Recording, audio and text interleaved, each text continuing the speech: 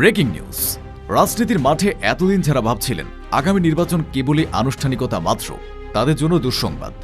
খেলার চিত্রনাট্য সম্পূর্ণ বদলে গেছে। তারেক রহমানের একক আধিপত্যের স্বপ্নে কি তবে বড়সড় ধাক্কা লাগতে যাচ্ছে, নাকি তলে তলে ঘটে গেছে নীরব এক বিপ্লব? সবাই যখন ভাবছেন বিএনপি মানেই নিশ্চিত ক্ষমতা, ঠিক তখনই একটি গোপন জরিপ যেন বোমা ফাটালো। ব্যবধান 10 বা 20% নয়, ব্যবধান মাত্র 1%। হ্যাঁ, আপনি ঠিকই শুনেছেন।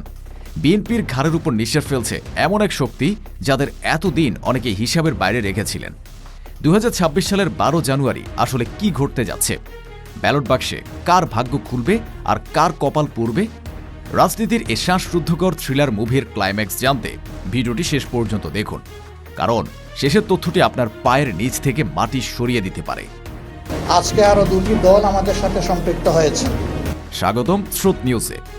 এতদিন ধরে চায়ের কাপের ঝড় থেকে শুরু করে টক শো, সব জায়গাতে একটাই আলোচনা ছিল, আগামী নির্বাচন মানেই বিএনপির ওয়াক ওভার।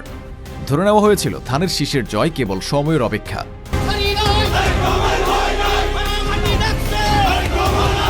কিন্তু রাজনীতিতে শেষ কথা বলে কিছুই নেই, আর সেটাই প্রমাণ করল International Institute of Law and Diplomacy বা IILD এর সদ্য প্রকাশিত এক বিস্ফোরক জরিপ। এই জরিপের ফলাফল যদি সত্যি হয়, তবে বাংলাদেশের রাজনীতির সব সমীকরণ এখনই ডাস্টবিনে ফেলে দিতে হবে। জরিপ বলছে আগামী নির্বাচনে ডেভিড বনাম গলিয়াথের মতো একপাক্ষিক কোনো লড়াই হবে না। লড়াই হবে সমানে সমানে, হাড্ডাহাড্ডি, যেখানে প্রতিটি ভোট প্রতিটি আসন নির্ধারণ করবে আগামী দিনের প্রধানমন্ত্রীর নাম। আসুন একটু সংখ্যার গভীরে যায়। জরিপ অনুযায়ী এই মুহূর্তে ভোটের মাঠে বিএনপির প্রতি সমর্থন রয়েছে 34.7% মানুষের। আপাত দৃষ্টিতে এটি বড় মনে হতে পারে, কিন্তু আসল চমকটা অপেক্ষা করছে ঠিক তার পরের অবস্থানে। মাত্র 1.1% ব্যবধানে, অর্থাৎ 33.6% জনসমর্থন নিয়ে বিএনপির একেবারে ঘাড়ে নিঃশ্বাস ফেলছে জামায়াতে ইসলামী। ভাবা যায় যে দলটিকে গত এক দশক ধরে কোণঠাসা ভাবা হচ্ছিল, তাদের অস্তিত্ব নিয়ে প্রশ্ন তোলা হচ্ছিল, তারা আজ জনপ্রিয়তায় দেশের অন্যতম প্রধান দলের সমান্তরালে। এটিকে কেবলই পরিসংখ্যান, নাকি এর পেছনে আছে দীর্ঘমেয়াদী কোনো মাস্টার প্ল্যান? বিশ্লেষকরা বলছেন এটি সাধারণ কোনো উত্থান নয়, এটি একটি সাইলেন্ট ওয়েভ বা নীরব ঢেউ, যা নির্বাচনের দিন সুনামিতে রূপ নিতে পারে। প্রিয় দর্শক, এই বিশ্লেষণের গভীরে যাওয়ার আগে এবং তরুণ ভোটাররা কেন জামায়াতের দিকে ঝুঁকছে সেই আসল রহস্য ফাঁস করার আগে ছোট্ট একটি অনুরোধ। আপনি যদি সত্য খবরের স্রোতে গা ভাসাতে চান এবং রাজনীতির ভেতরের খবর সবার আগে জানতে চান, তবে এখনই আমাদের চ্যানেল স্রোত নিউজ সাবস্ক্রাইব করুন আর পাশে থাকা বেল আইকনটি চেপে দিন, যাতে কোনো ব্রেকিং নিউজ আপনি মিস না করেন। আপনার একটি সাবস্ক্রাইব আমাদের সাহস যোগায় সত্য তুলে ধরার জন্য। ফিরে আসছি মূল আলোচনায়। জরিপকারী প্রতিষ্ঠানটি শুধুমাত্র বর্তমান সমর্থনের উপর ভিত্তি করেই থেমে থাকেনি। তারা ব্যবহার করেছে অত্যাধুনিক মেশিন লার্নিং প্রযুক্তি, অর্থাৎ কৃত্রিম বুদ্ধিমত্তা বা AI ব্যবহার করে তারা ভোটারদের মতিগতি বিশ্লেষণ করেছে। আর সেখানে উঠে এসেছে আরও ভয়াবহ এক চিত্র।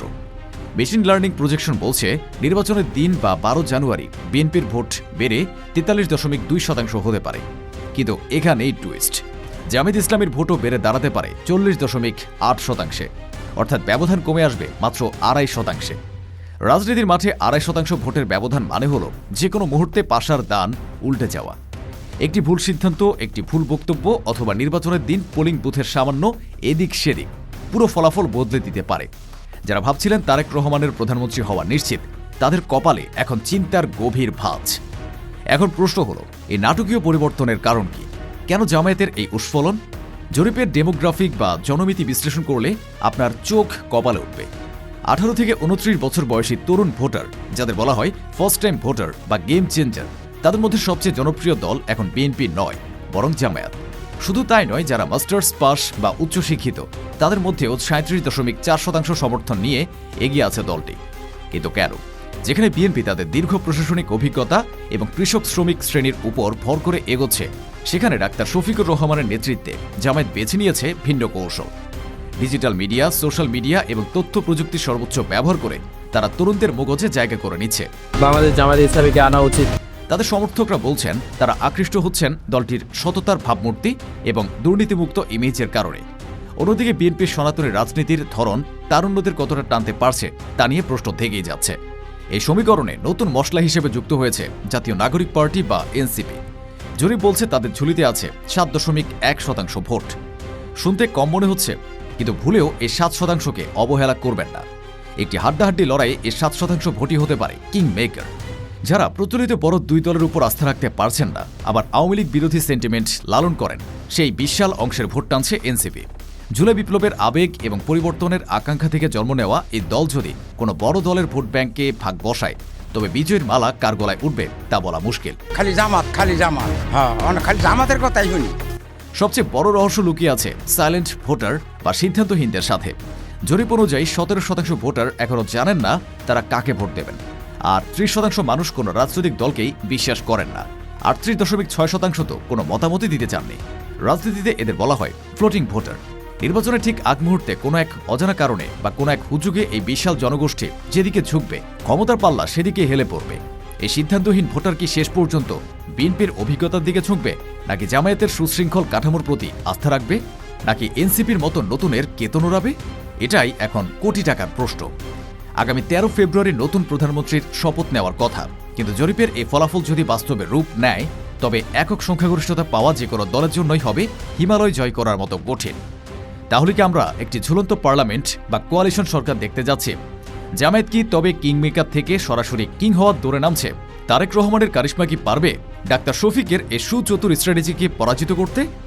দৃশ্যপট যাই হোক, 2026 সালের নির্বাচন হতে যাচ্ছে বাংলাদেশের ইতিহাসের সবচেয়ে বড় পলিটিক্যাল থ্রিলার, যেখানে শেষ বাঁশি বাজার আগ পর্যন্ত নিশ্চিত করে কিছুই বলা যাবে না।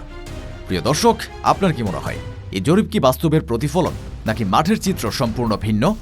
আগামীতে আপনি কাকে ক্ষমতায় দেখতে চান? কমেন্ট করে জানান আপনার সুচিন্তিত মতামত, কারণ আপনার মতামতই আসল জনমত। দেখা হবে আগামী ভিডিওতে। ততক্ষণ পর্যন্ত চোখ রাখুন স্রোত নিউজে। আল্লাহ হাফেজ।